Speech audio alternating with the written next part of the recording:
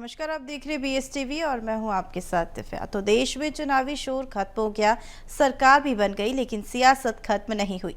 सियासत निरंतर चलने वाली प्रक्रिया है। अब बात होगी देश प्रदेश की सियासत की, बात होगी सियासत के सियासतदारों की, बात होगी राजनीतिक उठापटक की, प्रदेश के तमाम राजनीतिक मुद्दों की। इन्हीं किस्सों को लेकर हम आए हैं हमारे इस खास कार्यक्रम बात सियासत की में।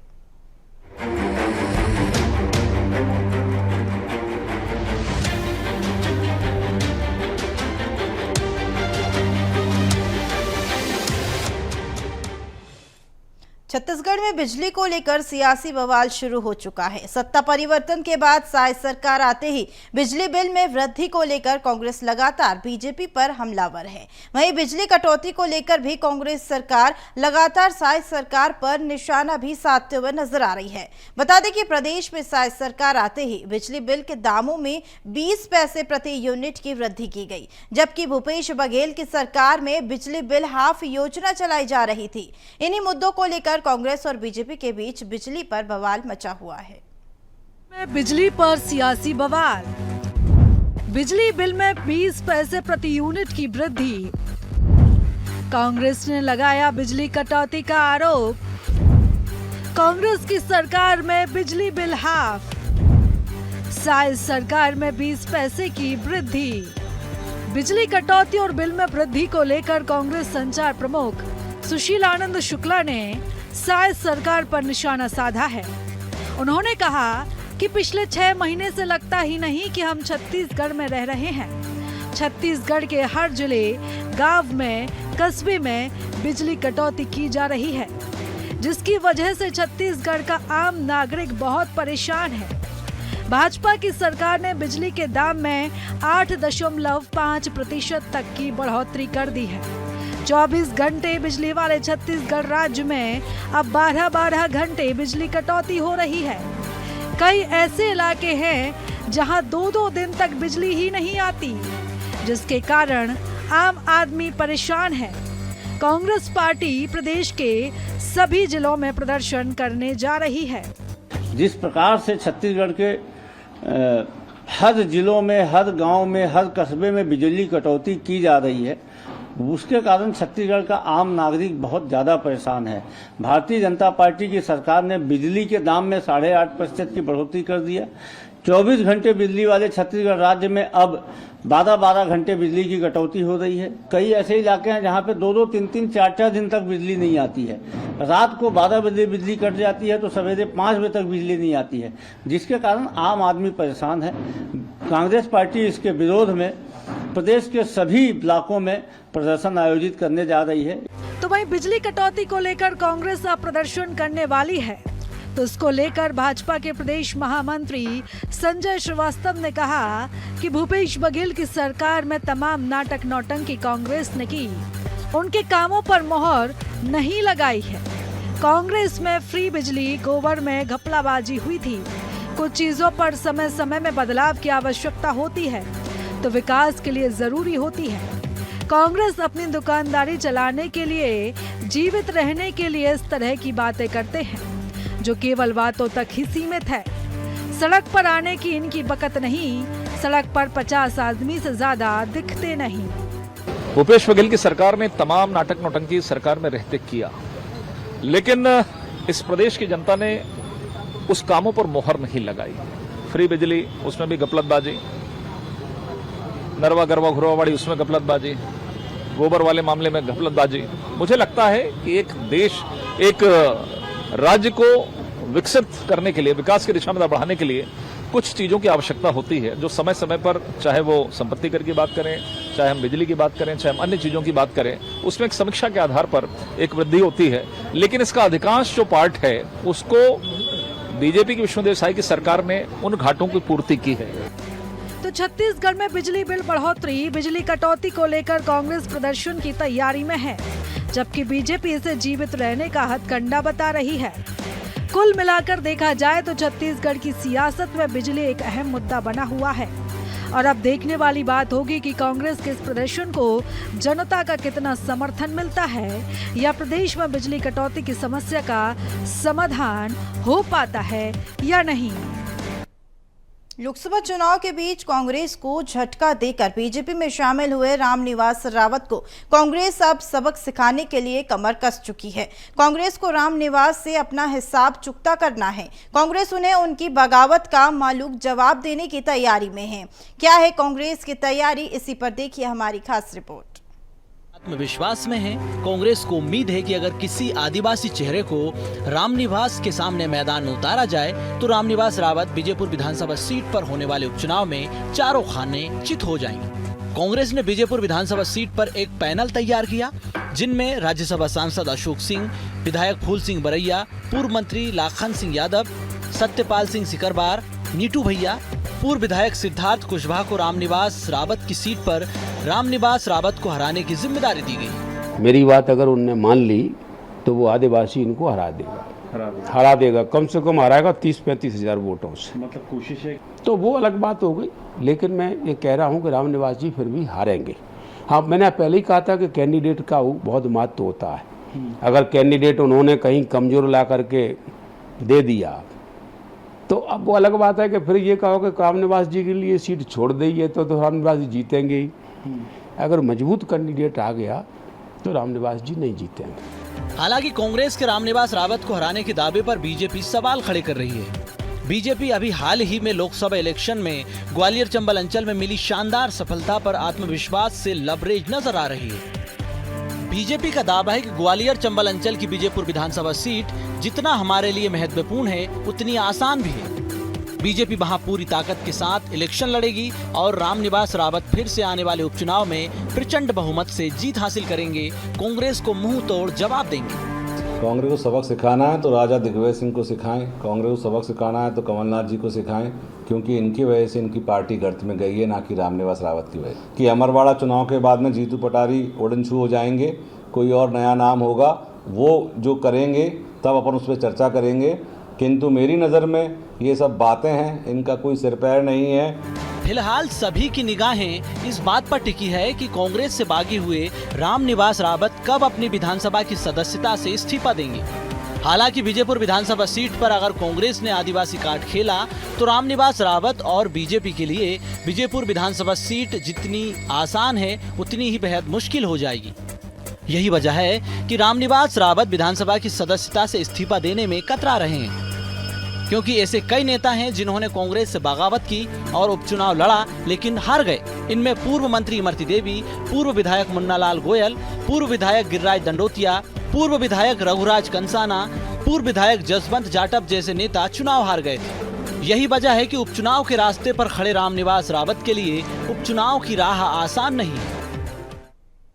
देश में 25 जून 1975 को आपातकाल घोषित किया गया था और यह 21 मार्च 1977 तक जारी रहा। इस अवधि को नागरिक स्वतंत्रता के दमन के तौर पर भी देखा जाता है। इस दौरान तत्कालीन प्रधानमंत्री इंदिरा गांधी ने भी इस कदम का विरोध करने वाले नेताओं को गिरफ्तार किया गया था। आज भी आपातकाल को लेकर जमकर सियासत हो रही है। बीजेपी कांग्रेस एक दूसरे पर आरोप लगा रही है। क्यों लगा आपातकाल, इसी पर देखिए हमारी खास रिपोर्ट। दौर में क्यों लगा आपातकाल? 12 जून को इंदिरा गांधी के खिलाफ आया फैसला। कोर्ट ने इंदिरा को चुनावी धांधली में पाया दोषी। 1971 में हुए चुनाव के दौरान कथा केस। राजनारायण को इंदिरा से मिली थी शिकस्त। चुनावी परिणाम को इलाहाबाद हाई कोर्ट में दी चुनौती। इंदिरा पर चुनावी मशीनरी के दुरुपयोग का आरोप। तय सीमा से ज्यादा खर्च करने का आरोप। 4 साल तक चला केस। कोर्ट ने 14 आरोपों को माना सही। इंदिरा की सांसदी चली गई। इंदिरा ने फैसले को सुप्रीम कोर्ट में दी चुनौती। 24 जून को सुप्रीम कोर्ट ने इलाहाबाद कोर्ट के फैसले को बरकरार रखा। 25 जून की रात को इंदिरा के कहने पर आपातकाल की घोषणा। तत्कालीन राष्ट्रपति फखरुद्दीन अली अहमद ने की घोषणा। अनुच्छेद 352 के तहत लगाई गई इमरजेंसी। 21 मार्च 1977 तक देश में इमरजेंसी लगी रही। आजाद भारत के इतिहास में सबसे विवादास्पद मामला। आपातकाल के दौरान छीन लिए गए नागरिकों के अधिकार, प्रेस की आजादी खत्म, विरोधियों को भेजा गया जेल।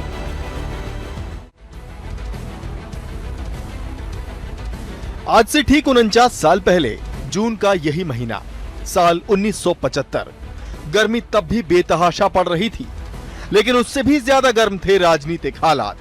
वजह थी इलाहाबाद कोर्ट का वो फैसला जो तख्ता पलट की तरफ इशारा कर रहा था। इस फैसले के मुताबिक पूर्व प्रधानमंत्री इंदिरा गांधी चुनाव में धांधली की दोषी पाई गईं और कोर्ट ने 6 साल के लिए उन्हें पद से बेदखल कर दिया।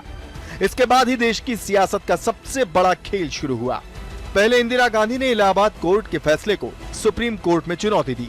इसके साथ ही ऑल इंडिया रेडियो के एक प्रसारण से 25 जून को पूरे देश में आपातकाल का ऐलान भी कर दिया। तब अपने देश के नाम संदेश में तत्कालीन पीएम इंदिरा गांधी ने गहरी साजिश का जिक्र भी किया। तब से लेकर अब तक बीजेपी इसे इतिहास का काला अध्याय भी कहती आई है। 21 महीने तक आज़ादी छीन ली गई अखबारों की, अनेक संपादकों को जेल की शिक्षों में डाल दिया गया, विपक्ष के नेताओं को, राष्ट्रीय स्वयंसेवक संघ के स्वयंसेवकों को। और जब सत्याग्रह, हम जैसे 17-18 वर्ष के नौजवान थे हम लोग, हमने केवल सड़क पर निकालकर इतना ही कहा कि इंदिरा तेरी तानाशाही नहीं चलेगी, लोकतंत्र बहाल करो, गिरफ्तार लोगों को रिहा करो, वंदे मातरम के नारे लगाए, भारत माता के नारे लगाए, तो हमको गिरफ्तार करके जेल में डाल दिया गया। 21 महीनों तक यातनाएं दी गई, थानों में मारा गया, पीटा गया, जेल में मारा गया, पीटा गया कि बताइए कौन आपको भेजता है, क्यों ये सड़कों पर नारे लगाते हैं। इस प्रकार से देश के लाखों नौजवानों को ऐसे ही सड़कों पर नारे लगाते हुए भी गिरफ्तार किया। तो उस लोकतंत्र की हत्या करने वाली ये कांग्रेस आज किस मुंह से कहती है कि हम भारतीय जनता पार्टी लोकतंत्र की हत्या कर रही है। कांग्रेस की ओर से पूर्व मंत्री डॉक्टर शिव कुमार डहरिया ने कहा कि बीजेपी के राज में तो अभी भी आपातकाल लगा हुआ है। जांच एजेंसियों का विपक्ष के नेताओं के खिलाफ इस्तेमाल किया जा रहा है।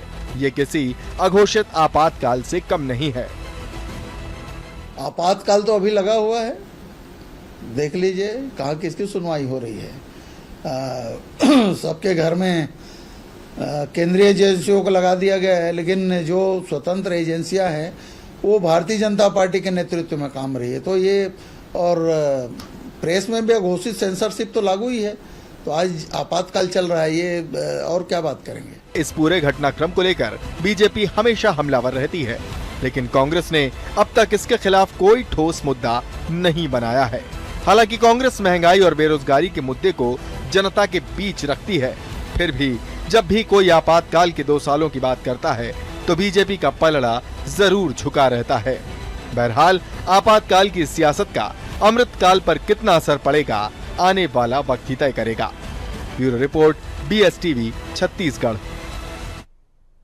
मध्य प्रदेश में डॉक्टर श्यामा प्रसाद मुखर्जी बलिदान दिवस के अवसर पर बीजेपी ने पर्यावरण संरक्षण की दिशा में एक बड़ा अभियान शुरू किया। इस अभियान की शुरुआत खुद प्रदेश के मुख्यमंत्री डॉक्टर मोहन यादव ने की और मां के नाम पौधरोपण के जरिए की है। इस अभियान का नाम एक पेड़ मां के नाम दिया गया। देखिए भोपाल से हमारी एक खास रिपोर्ट।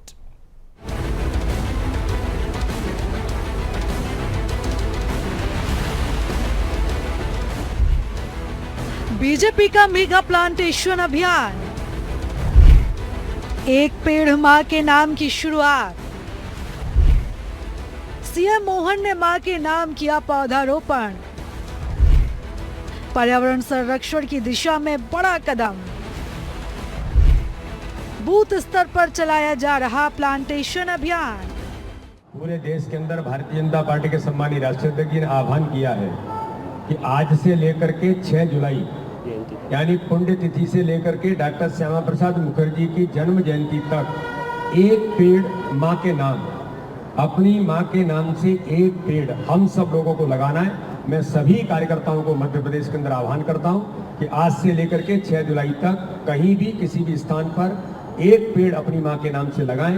ये भारतीय जनता पार्टी ने आह्वान किया है, इसलिए मैं सबसे पुनः एक बार फिर अपील करता हूं। तो आपने सुना प्रदेश बीजेपी अध्यक्ष वीडी शर्मा को। यह अभियान पर्यावरण संरक्षण की दिशा में एक बड़ा कदम बताया जा रहा है। इस अभियान को बूथ स्तर पर संचालित किया जा रहा है। एक पेड़ मां के नाम अभियान से हर वर्ग और सामाजिक संगठन को जोड़कर जन जागरण फैलाने की कोशिश की जा रही है। इस अभियान की शुरुआत जनसंघ के संस्थापक डॉक्टर श्यामा प्रसाद मुखर्जी की पुण्यतिथि से की गई, जो 6 जुलाई को उनकी जयंती तक चलेगा। प्रदेश बीजेपी कार्यालय के पास स्थित डॉक्टर श्यामा प्रसाद मुखर्जी की प्रतिमा पर मुख्यमंत्री डॉक्टर मोहन यादव, वीडी शर्मा समेत संगठन के पदाधिकारियों ने पुष्पांजलि अर्पित की। इस दौरान बीजेपी मुख्यालय पहुंचकर सीएम डॉक्टर मोहन यादव ने अपनी मां के नाम एक पौधा लगाया। मुख्यमंत्री मोहन यादव ने अपने संबोधन में कहा कि आजादी के पहले और बाद में डॉक्टर श्यामा प्रसाद मुखर्जी देश की बड़ी चुनौतियों के खिलाफ अपनी महत्वपूर्ण भूमिका उन्होंने निभाई। उन्होंने कश्मीर, बंगाल की चुनौतियों का सामना किया। अपने संबोधन में मुख्यमंत्री ने श्यामा प्रसाद मुखर्जी और पंडित दीनदयाल की असामयिक मौत पर सवाल भी खड़े किए। उन्होंने कहा कि उनकी मौत का जिम्मेदार कौन है, इस तथ्य को दबाया गया है। श्यामा प्रसाद मुखर्जी ने जम्मू कश्मीर पर देश का ध्यान आकर्षण किया और मोदी सरकार ने धारा 370 को हटाकर जम्मू कश्मीर के कलंक को हटाया। कि बलिदान दिवस के अवसर पर डॉक्टर मुखर्जी ने और बाद में पंडित दीनदयाल उपाध्याय ने इस देश में 2 ऐसे असामयिक मृत्युआं हुई जिनको मर्डर करके पुलिस केस में दर्ज किया गया, लेकिन इसके संबंध में आज भी ये तथ्य सामने नहीं लाया गया कि वो कौन कौन इसमें जवाबदार है और इस बात को दबाने का प्रयास किया गया। लेकिन मैं आज इस अवसर पर हमारे अपने यशस्वी प्रधानमंत्री को धन्यवाद देना चाहूँगा, जिनकी अपनी सरकार में इस जम्मू कश्मीर की धारा 370 जिसके माध्यम से देश ने अभी तक की सबसे बहुत बड़ी विभीषिका सहन की है, 40,000 से ज़्यादा निरपराध लोग जिसमें मारे गए, ऐसे उस 1951-52 में जो मुद्दा बताया गया था उस धारा 370 के कलंक को धोने का काम यशस्वी प्रधानमंत्री ने किया है। नरेंद्र मोदी ने पेड़ मां के नाम अभियान चलाने की बात कही थी। मध्य प्रदेश में बीजेपी ने इस अभियान की शुरुआत भी कर दी। हालांकि मोहन सरकार पर्यावरण संरक्षण की दिशा में तेजी से काम कर रही है। इस साल 5.5 करोड़ पौधे लगाने का टारगेट रखा गया है। साथ ही जल गंगा संवर्धन अभियान पहले से चल रहा है। इस अभियान के तहत जल स्रोतों को विकसित किया जा रहा है। सरकार इन अभियान से जनता को भी जोड़ रही है। कोशिश है कि इस अभियान को जन जागरण के तहत एक मुहिम बनाकर पर्यावरण का ज्यादा से ज्यादा संरक्षण किया जा सके। मनोज राठौर, भोपाल। मेडिकल प्रवेश परीक्षा नीट में हुई गड़बड़ी को लेकर पूरे देश में सियासी बवाल मचा हुआ है। कांग्रेस ने इस मामले को लेकर देशव्यापी धरना प्रदर्शन भी किया। छत्तीसगढ़ में भी इस मामले को लेकर राजनीति थमने का नाम नहीं ले रही है। कांग्रेस सड़क से सदन तक इस मुद्दे को ले जाने की तैयारी में है। कांग्रेस के दिग्गज नेता लगातार इस मामले को लेकर सवाल उठा रहे हैं। नीट पर हो रही राजनीति पर देखिए रिपोर्ट। दरअसल नीट परीक्षा पेपर लीक मामले में देश भर के लाखों परीक्षार्थियों का भविष्य अधर में लटका दिखाई दे रहा है। कांग्रेस ने मांग की है कि एनटीए के चेयरमैन को बर्खास्त किया जाए और पूरी जांच स्वतंत्र एजेंसी से कराई जाए। साथ ही साथ अब कांग्रेस छत्तीसगढ़ में इसे लेकर आक्रामक मोड में नजर आ रही है।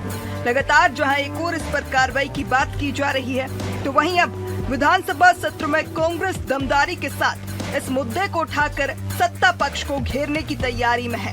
साथ ही सरकार को घेरते हुए पूर्व मंत्री शिव कुमार डहरिया ने कहा कि मामले को लेकर केंद्र में मंत्रियों ने अपने बयान पलटे हैं। बीजेपी को स्पष्ट करना चाहिए कि अगर निर्देश दिए गए थे तो क्या पेपर लीक करने के निर्देश दिए गए थे।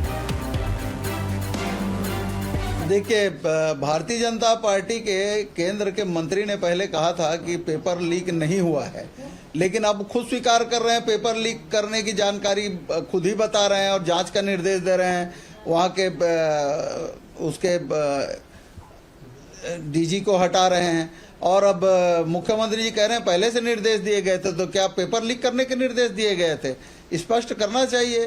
पूरे भारतीय जनता पार्टी के राज में पेपर लीक एक बड़ा मामला है और ये गंभीर मामला है पूरे देश के लिए, देश के युवाओं के लिए। आज पूरा देश के युवा आंदोलित हैं कि भारतीय जनता पार्टी के राज में सिर्फ और सिर्फ पैसे की चल रही है और पैसे के नाम से पेपर लीक हो रहा है। तो ये भारतीय जनता पार्टी की ही संस्कृति है कि उसके राज में ही ये सब हो सके। वहीं भारतीय जनता पार्टी ने इस मामले को लेकर कांग्रेस पर राजनीति करने का आरोप लगाया है। लगातार भारतीय जनता पार्टी की ओर से जो बयान सामने आ रहे हैं उसमें यही बताया जा रहा है कि कांग्रेस के पास कोई मुद्दा नहीं है।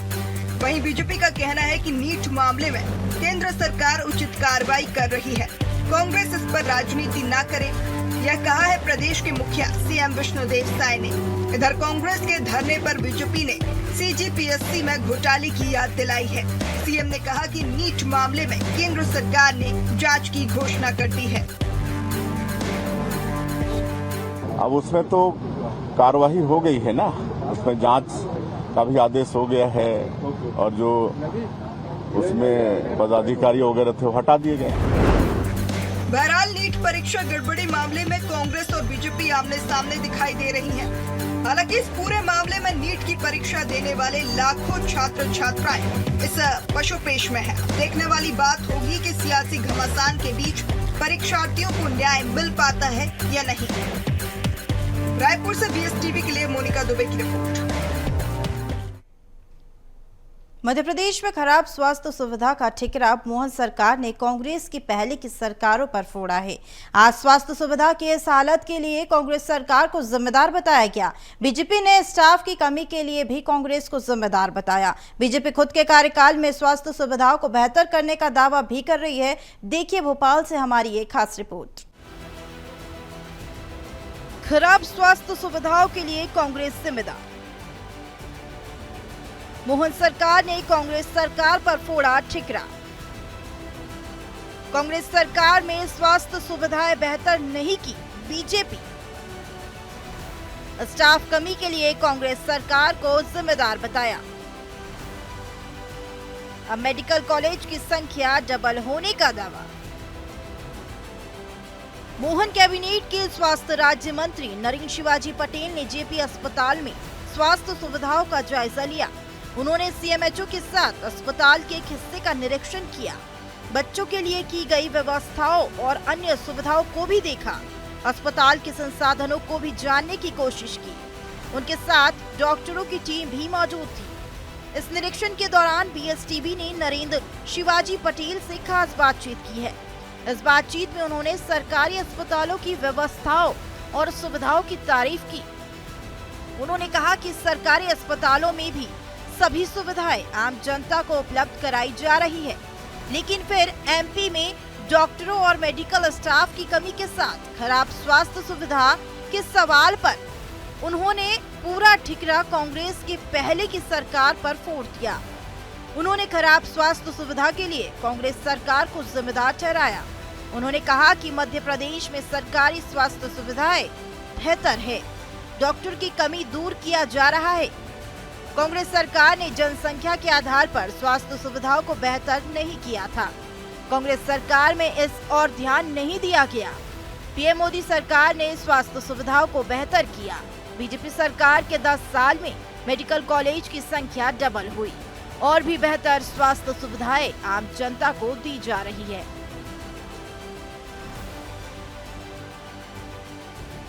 दो से 3 महीने में मेडिकल स्टाफ की कमी होगी दूर। 18 से 20 हजार मेडिकल स्टाफ की भर्ती की जा रही। सरकार पहले ही भर्ती प्रक्रिया को मंजूरी दे चुकी। स्टाफ की कमी दूर होने से जनता को मिली सुविधा। और शासकीय व्यवस्था को सामान्य तौर से एक हमारी कुछ ऐसी आदत सी बन गई कि उनको बेकार जो है या नेगेटिव पक्ष जो है उसका उसको मीडिया में दिखाने की ज़्यादा आदत है। लेकिन इतना अच्छा सकारात्मक काम यहाँ पर हुआ है बच्चों के लिए। आप भी देख रहे हैं, आपका कैमरे से निश्चित रूप से वो कैमरे के माध्यम से पूरे आपके समस्त दर्शक भी देख रहे हैं। इतना सुंदर काम जो हो रहा है तो मैं समझता हूँ कि ये बड़ा प्रशंसनीय है और हमारे सभी डॉक्टर्स ने और स्टाफ ने यहाँ पर बच्चों के लिए जो व्यवस्थाएं की हैं वो प्रशंसनीय है। पल्स पोलियो अभियान 25 जून तक चलेगा। जेपी अस्पताल में आयोजित शुभारंभ कार्यक्रम में डिप्टी CM राजेंद्र शुक्ल और स्वास्थ्य राज्य मंत्री नरेंद्र शिवाजी पटेल ने बच्चों को पोलियो की खुराक पिलाई। ये खुराक 5 साल तक के बच्चों को पिलाई जा रही है। इस दौरान डिप्टी CM स्वास्थ्य मंत्री राजेंद्र शुक्ल ने भी BSTV से खास बातचीत करते हुए कहा कि प्रदेश में 3 दिवसीय पल्स पोलियो अभियान चलाया जा रहा है। 1,45,00,000 0 से 5 लाख के बच्चों को 2 बूंद खुराक दी जा रही है। प्रदेश में 27,000 से ज्यादा पल्स पोलियो केंद्र बनाए गए। उन्होंने कहा कि सरकार की कोशिश है कि कोई बच्चा इस अभियान से छूटे नहीं। वहीं स्वास्थ्य विभाग में मेडिकल स्टाफ की कमी पर राजेंद्र शुक्ल ने बड़ा बयान दिया। उन्होंने कहा है कि 2 से 3 महीने में स्टाफ की कमी दूर किया जाएगा। 18 से 20,000 मेडिकल स्टाफ की भर्ती की जा रही है। पूरे प्रदेश में स्टाफ को भेजा जाएगा। उन्होंने कहा कि सरकार पहले ही भर्ती प्रक्रिया को मंजूरी दे चुकी है। स्टाफ की कमी दूर होने से डॉक्टर ठीक परफॉर्म करेंगे।